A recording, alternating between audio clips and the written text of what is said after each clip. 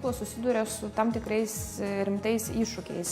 Pavyzdžiui, mes galime kalbėti apie tai, kad mokytojai iš esmės pas mus yra ruošiami pagal tam tikrą standartą, pasimato tam tikras nelankstumas, ypač atsižvelgiant į tai, kad pasaulis yra ganėtinai dinamiškas ir mokiniai yra labai įvairūs ir jų ir savybės yra įvairios, ir pomėgiai, ir polinkiai, ir gabumai, ir dėl to reikėtų galbūt kažkaip bandyti mokyklą daryti lankstesnę. Ir kūrybinės partnerystės ir būtent ir yra vienas iš tų metodų, kai žmonės iš verslo, žmonės iš meno pasaulio ateina į mokyklą ir šiek tiek padeda įnešti to lankstumo į kasdienės pamokas.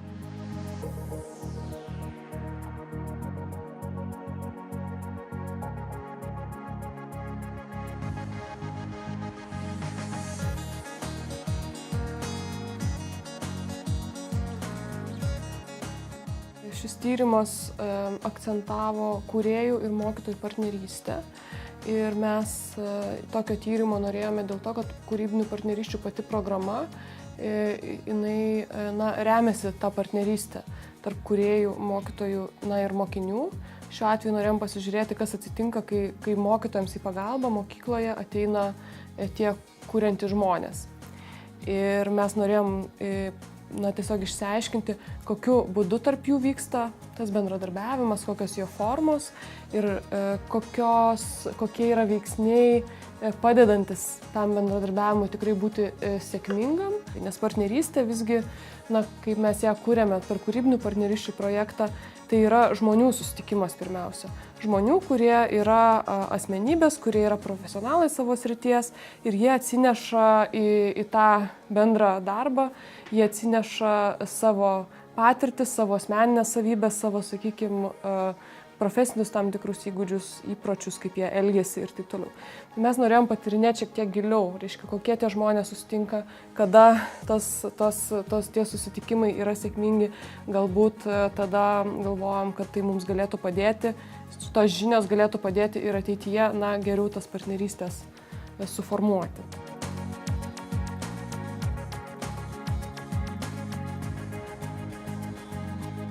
Labai didelė dalis projektų, tų, kurie yra nukreipti į mokyklų veiklų tobulinimą, į švietimo tobulinimą Lietuvoje, yra vykdomi labai aukštam lygmenį, sakykime, ministerijos lygmenį, sakykime, metodikų rašymui, kas yra irgi labai svarbu ir labai naudinga ir būtina Lietuvai.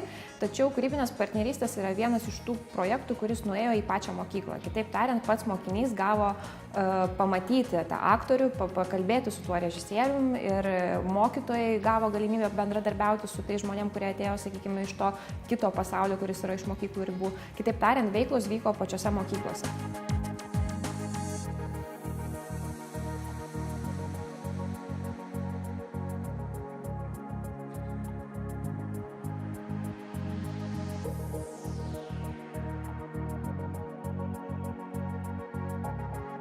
Jeigu galbūt tikėtasi, kad mokysis tik tais mokytojai arba mokiniai, tai mokėsi absoliučiai visi vieni iš kitų. Nes kūrėjai, kurie atėjo į mokyklas, jie buvo ir spontaniški, ir dinamiški, ir ganėtinai, sakykime, tokie naujoviški, tačiau jie vis tiek įnešė to labai naujo vėjo ir tas vėjas buvo labai nestruktūruotas. Tai iš mokytojų patys kūrėjai galėjo išmokti tos tokios disciplinos, laikymosi, pažado ir apskritai sustruktūruoti tą jų visą menišką ir labai tokią dinamišką veiklą. Tuo tarpu mokytojai mokėsi būti kaip tik mažiau planuoti ir lanksčiau reaguoti į aplinką, nukreipti žinių dėstymą tam tikrą linkme, kuri yra tuo būtent momentu patogesnė ir palankesnė mokiniui. O mokiniam tai aišku, kad viskas patiko didžiąją dalim, jiems tai buvo visiška naujovė ir jie mokėsi, sakykime, bendradarbiauti toj trišaliai sutarty. Ne vien tik klausytis mokytojo, kas yra labai įprasta Lietuvos mokiniams, tačiau jiems buvo neįprasta matyti dar vieną žmogų ir mokytis dar ir iš jo. Pagrindinis projekto tikslas apskritai buvo partnerystė tarp 3 šalių, kad būtų partnerystė tarp mokinio, tarp mokytojo ir tarp kūrėjo. Tuo atveju, jeigu partnerystė vyksta tik tais tarp kūrėjo ir mokytojo, tai irgi yra ganėtinai pavojinga, kadangi tada mokinys arba gauna tą naudą per vėlai, žymiai vėliau, nes iki jo nenueina, nes dirbama tik tai su mokytoju, arba apskritai negauna, nes mokytojas, sakykime, gali kartais pasikeisti iš vidaus, iš savęs, tačiau neperteikti tų savo pokyčių į dėstymą, į mokymą ir neperduoti tų naujų įgūdžių mokiniams. Tuo tarpu pagrindinis tikslas buvo užtikrinti, kad ta grandinė nesustos ties mokytoju, o tas darbas buvo aišku per mokytojus, aišku per jų metodus, per jų atsiverimą naujovėms, tačiau būtina buvo užtikrinti, kad mokytojas išdrįstų naujoviškai pradėti dirbti su mokiniais, taip kaip jam iki šiol buvo neįprasta.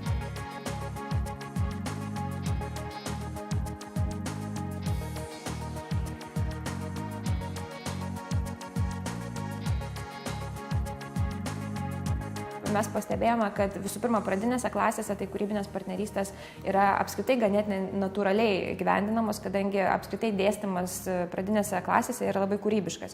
Tačiau ir taip pat visai neblogai tą sekasi daryti 5-8 klasėse, netgi galėtume sakyti, kad be nesėkmingiausiai, kadangi mokytojai vis dar gali sau leisti rizikuoti, mokiniai yra vis dar pakankamai kūrybiški ir vis dar nestresuojantis dėl ateinančių egzaminų.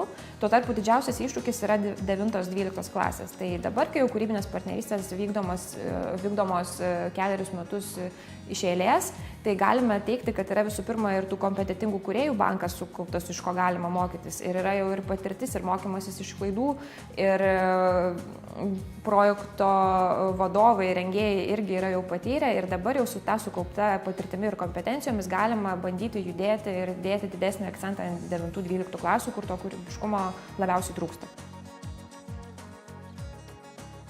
Tyrėjai nurodo, kad tas darbas su vyresnėmis klasėmis, ypač su pačiom vyriausiam mokyklos klasėm, tebelieka iššūkis ir tokia kaip vystymo galimybė, kad visgi ir mes sutinkame, kad sukurti įtraukiančią mokymosi programą, kuri būtų ir pagrįsta praktika, ir įsitraukimu, ir motyvuotų mokinius, bet tuo pačiu, kuri būtų ir intelektualiai iššaukianti, atsižvelgiant į amžių tų vaikų ir jau tai, kad jie galbūt sąmoningumo lygį ir tokį akademinį, sakykime, pasiruošimą, tai yra jau gana didelis ir intelektualinis iššūkis. Kūrėjų tipai ir apskritai skirstimas tų žmonių, kurie atėjo į mokyklas, buvo bene įdomiausia viso tyrimo dalis. Kūrėjai yra labai skirtingi ir priklausomai nuo to, koks kūrėjas ateina į mokyklą, toks pokytis mokykloje ir pasimato. Yra stropuoliai, kurie yra kūrybiški, kūrėjai visi yra kūrybiški. Tačiau stropuoliai yra tie, kurie yra irgi pareigingi ir irgi atkaklus, ir jų rezultatai yra labai geri mokyklose, kadangi jie nepasiduoda. Jie labai stropiai eina link savo tikslo pakeisti mokyklą iš vidaus. Globėjai yra komunikabilūs ir empatiški kūrėjai, kurie labai daug dėmesio skiria mokytojams. Su jais yra tas pavojus, kad gali ties mokytojų ir sustoti visa programa, sakykime, ir iki mokinio nenueiti tos kompetencijos ir žinios, tačiau tikimės, kad taip nenutiks. Kūrėjų, kurie labai daug investuoja į mokytojo vidinį pokytį, į tai, kad mokytojas nebijotų rizikuoti. Ir linksmiausias kūrėjų tipas yra avantiūristai. Čia yra labai spontaniški žmonės, čia yra tie žmonės, kurie ateina ir yra pasiryžę viską daryti iš esmės. Aišku, ne visur tas pasiteisina, kai kur reikia švelnesnio prieimo tiek prie mokytojų, tiek prie administracijos, tiek prie mokinių. Galbūt reikėtų šiek tiek, kai kur, labai priklauso. Yra mokyklų, kur reikėtų to, sakykime, inkrementinio pokyčio, yra mokyklų, kur reikia revoliucijos. Tai ateičiai pagal tos kūrėjų tipus mes galėtume ir skirstyti mokyklas, kurias mes turime projekte. Kitaip tariant, atlikus tam tikrą analizę pradinę mokyklų ir jų problemų. Ir dabar, kadangi mes jau galime identifikuoti, kokie yra tie kūrėjų tipai, mes galime pritaikyti kūrėją prie mokyklos siekiant geriausio rezultato. Tai gali būti naudinga tiek atrenkant žmonės, nes, pavyzdžiui, tas savybės, tos tipus kažkaip reikėtų vis tiek būtų geriausia, kad ateitų žmonės, kurie geba derinti. tas savybės.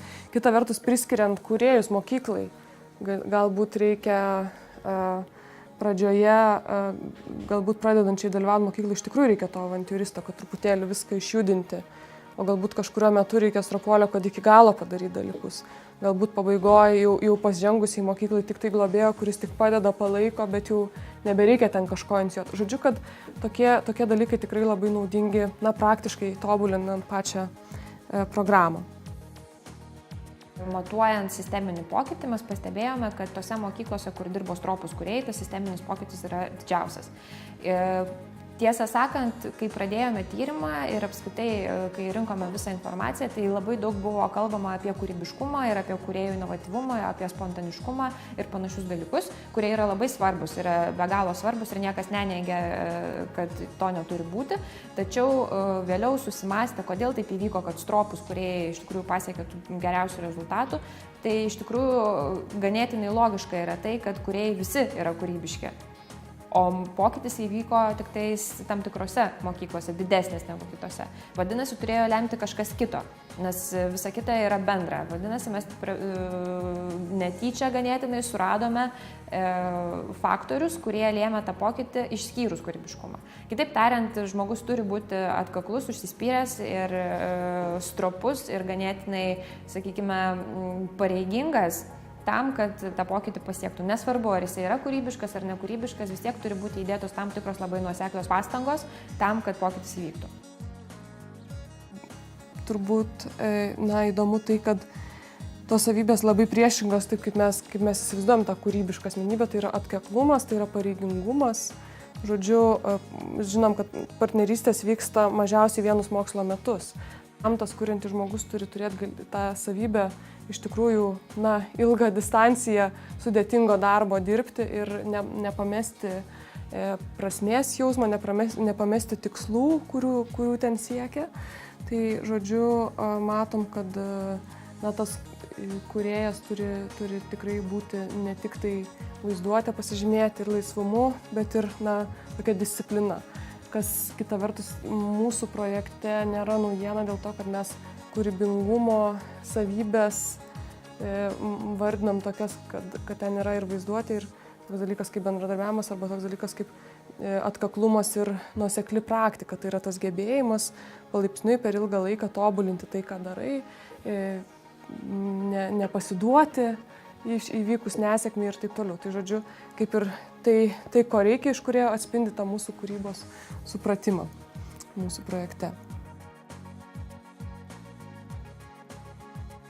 Mokytojus mes taip pat bandėme suskirstyti pagal jų įsitraukimą į projektą motyvus. Yra idėjiški mokytojai, kurie įsitraukia iš esmės dėl švietimo idėjos, dėl to, kad iš tikrųjų patys nori pokyčio mokykloje, dėl to, kad nori priartėti prie mokinio, dėl to, kad nori kažkaip padėti mokiniui adaptuotis dinamiškame pasaulyje. Ir yra mokytojai, kurie ateina į projektą dėl kvalifikacijos pakelimo arba dėl mokyklos statuso išaukštinimo. Tai tie mokytojai, iš esmės mes juos pavadiname pragmatiškais, tie, kurie siekia, sakykime, tokio labiau statuso, negu iš tikrųjų švietimo idėjos.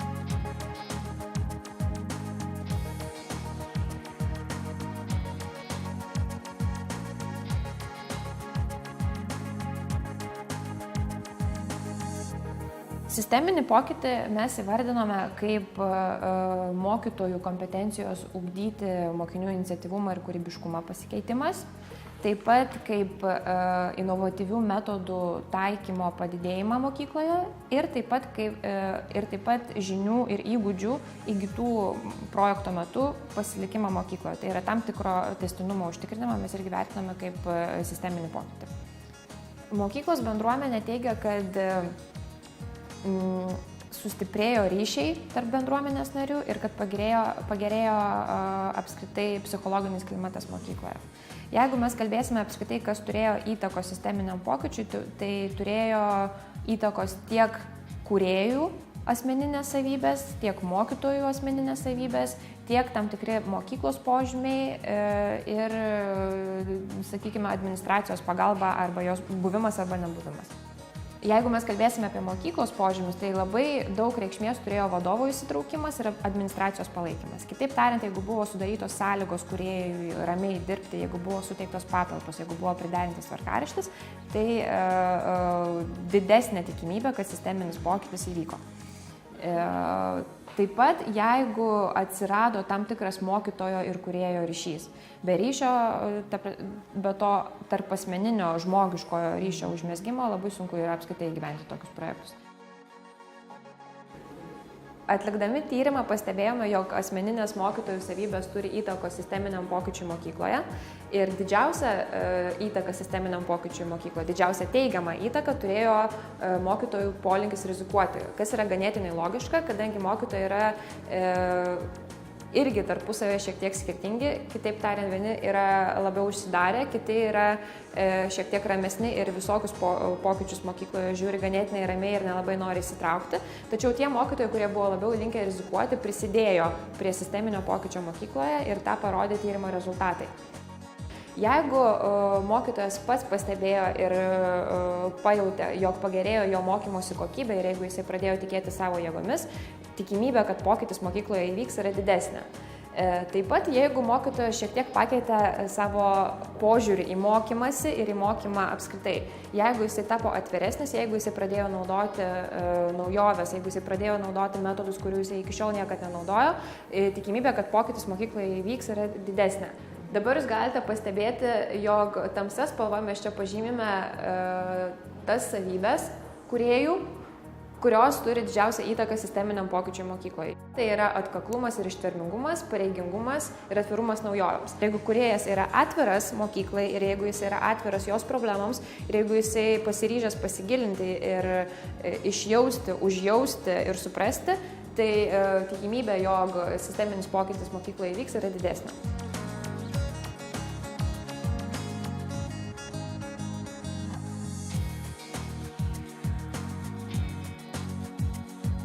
Atsižvelgiant į tai, kad apskritai projektas koncentravosi į mokytojo kvalifikacijos tobulinimą darbo vietoje, tai mokytojai patobulino kompetencijas labiausiai susijusios ir su bendradarbiavimu, ne tiek kaip yra įprasta, kad mokytojas iš esmės dėsto mokiniui. Tačiau mokytojai išmoko bendradarbiauti tiek su kūrėju, tiek su mokiniais. Atsirado tas lygiavertiškumo jausmas.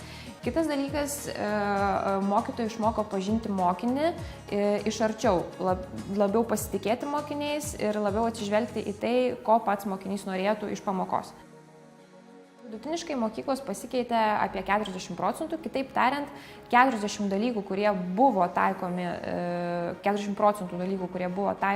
kūrybinių partnerysčių metu, tai išliko projektui pasibaigus. Mes tą vertinam kaip ganėtinai gerą rezultatą.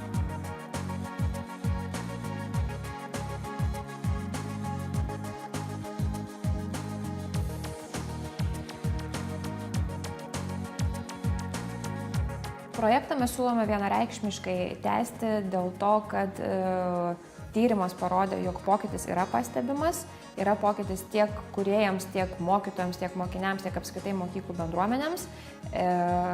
Taip pat reikėtų įvertinti tai, kad yra labai didelis įdirbis padarytas ir kad kiekvienais metais rezultatai gerėja. Svarbiausia yra tai, kad atlikdami tyrimą mes pastebėjome, kad mokyklos iš savęs pačios nori keistis. Ir ne tik mokiniai nori pokyčių, mokytojai taip pat nori pokyčių, administracija nori pokyčių. Dėl to mes matome poreikį to tokio naujumo, to tokio neįprastumo mokyklose, kuris, aišku, jisai turėtų būti struktūruotas, visi tie projektai turėtų būti tvarkingi ir turėtų būti labai nuosekliai nukreipti į tam tikrų tikslų pasiekimą, tačiau vis tiek požiūris jau turėtų keistis ir turėtų būti naujoviškesnis, ypač turint omeny taip, kad kūrybiškumas yra labai svarbus ir mes apie tai kalbame Lietuvos pažangos strategijose, mes kalbame apie tai švietimo strategijose ir mes pastebim, kad užsienyje tai yra vis labiau akcentuojama ir vis dažniau įgyvendinama ir kol kas dažniau negu Lietuvoje ir rezultatai yra pastebimi, mes galime pasilyginti Lietuvos pasiekimus su tam tikrom kitomis šalimis ir pastebėsime, jog mums dar yra kur pasitempti ir kūrybiškumo ugdymas galėtų būti vienas iš būdų tai pasiekti.